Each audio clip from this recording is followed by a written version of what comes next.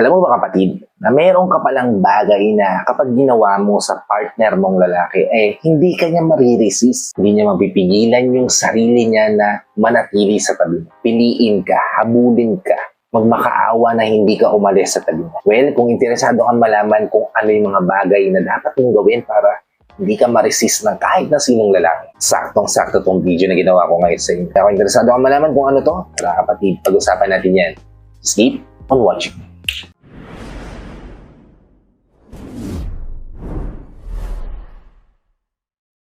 Hi, I'm Gary Opimo at gumagawa ko ng mga videos na tulad dito para matulungan ka ng best version ng sarili mo at maibigay mo yung best self mo, syempre, sa taong mahal mo. Kaya kung bago pa lang dito sa channel ko, please consider liking this video.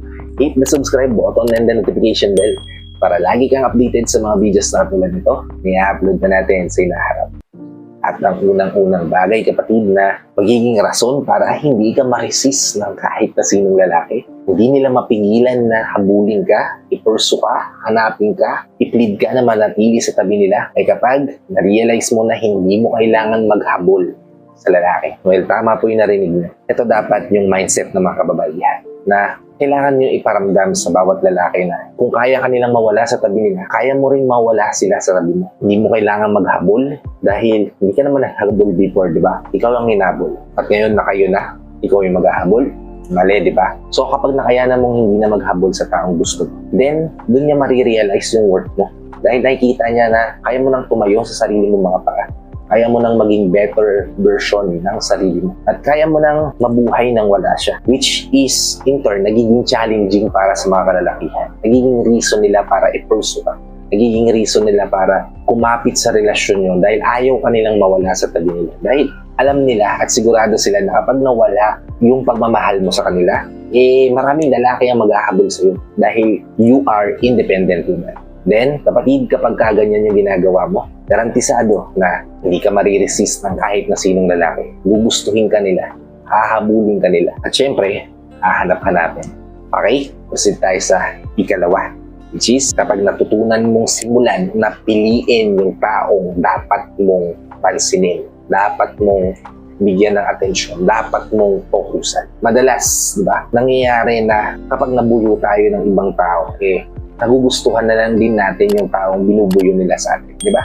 Kaya nga usually, yung magkaka-workmates ay usually sila yung nagkakaintindihan, nagkakaroon ng MU, mutual understanding, dahil mas madali nilang nalalaman yung mga gusto at ayaw ng bawat isa dahil binubuyo sila ng mga tao sa paligid nila. Pero kung isa ka sa mga babae na pinipili mo lang yung tao na deserve mong ipasok sa buhay mo, pinipili mo lang yung mga tao na kaya kang tanggapin as you are, di ba? Then, makikita ka nila as a challenging woman na magiging reason nila para habulin ka, hanapin ka, at patuloy kang gustuhin. Kasi para sa mga kalalakihan, yung mga taong challenging para sa kanila, yan yung mas trigger kami na habulin, di ba? Na makuha, di ba? Kasi kung isa ka sa mga babaeng alam mo kung ano yung worth mo, alam mo kung ano yung halaga mo, alam mo kung ano yung deserve mong matanggap. Hindi ka rin naman kasi talaga pipili ng mga taong hindi deserving na maging parte ng buhay. Diba? Kaya kung kina-qualify mo yung mga taong deserve pumasok sa buhay mo, then kapatid,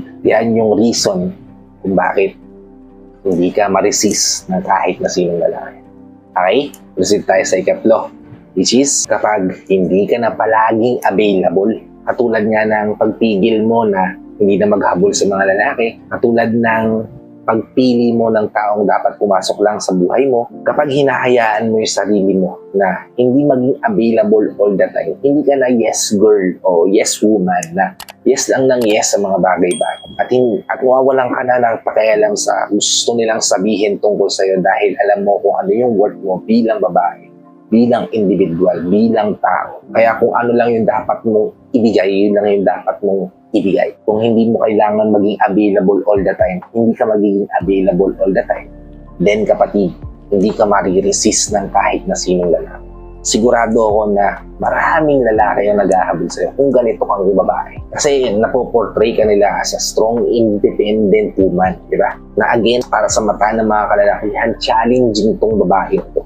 Worth itong babae na to na habulin kahit gaano pa kahaba ang lakad, kahit gaano pa katagal kung suyuin, di ba? At dun sa pagkakataon na yun, kapatid, mas masasala mo yung mga taong papasok sa buhay. Dahil yung mga taong madaling give up, hindi yan deserving sa buhay.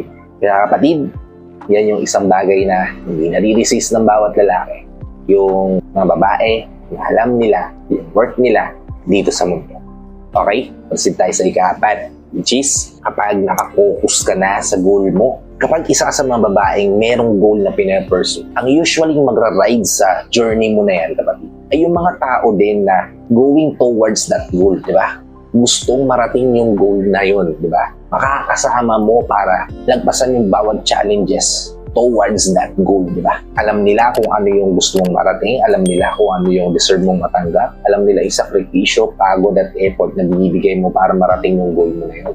Ayun yung mga taong deserve pumasok sa buhay mo. At kung isa sa mga babaeng merong goal na ina-achieve, then kapatid, naniniwala ako na sobrang daming nagkakagusto sa'yo. Bakit? Kasi hindi mariresist ng bawat lalaki kung babaeng may direksyon yung buhay, babaeng may kinakamit na pangarap, di ba? At sobrang gustong-gusto rin namin ng mga babaeng makakaparehas namin ng gustong marating sa buhay. Kaya kung isa sa mga babaeng may goals, isa ka sa babaeng nakapokus yung atensyon sa gusto niyang makamit, marating, then kapatid, garantisado na hindi ka mariresist kahit na sinong lalaki. Okay? Proceed tayo sa ika-5. Last but not least, kapatid, ika-5 bagay, kapatid, na magiging rason para hindi ka ma-resist ng kahit na sinong lalaki. Kapag kaya mo na mag-best version ng sarili mo. Kung ang goal na sinet mo para sa sarili mo ay halimbawa maging mayaman at tinatrabaho mo every single day yung daan mo towards that goal, then makikita ka nila as a person na every single day nagiging the best. Every single day nilalagpasan ng bawat challenges na kinakaharap niya para marating yung tugatok ng tagumpay. And every single day, kapatid, umahakbang ka towards that goal na nagiging rason para madali mong maabot yun. Nang hindi mo napapansin, nang hindi mo nakikita masyado, kundi sila yung makakapansin, sila yung makakakita na nagiging best version ka na ng sarili mo. Kung ganito kang uri na babae, ganito yung quality na meron ka, ganito yung buhay na tinatahak mo, then kapatid, never kang mariresist ng kahit na sinong lalaki. Dahil you are going towards the path na deserve mong matanggap. I hope meron kang ganitong mga qualities. And if may mga gusto kang i-improve, then save this video para paulit-ulit mong i-reflect sa sarili mo. Para sooner or later, maging the best version ka na ng sarili mo na never mariresist ng kahit na sino lalaking gusto. At hanggang dito na lang. And I hope may natutunan ka dito sa video na to. If may natutunan ka nga naman, please help me share this to your loved ones na posible nating matulungan din ng video na to. Para nakatulong na kayo sa kanila. Nakatulong na rin ako sa lahat ng OFW viewers natin, sa mga viewers natin dito sa Philippines na walang sawang nanonood, sumusuporta at palagi nakatune in sa bawat video na ina-upload ko. Maraming salamat po sa palagihan yung panonood at pag-support. Kung bago ka pa lang dito sa channel ko, please consider liking this video. Hit the subscribe button and the notification bell para lagi kang updated sa mga videos na katulad nito na i-upload pa natin sa inaharap. So, hanggang dito na lang mga kapatid. Maraming salamat ulit sa panonood. I hope to see you on my next vlog. Ingat ka dyan palagi, kapatid. God bless you. Peace.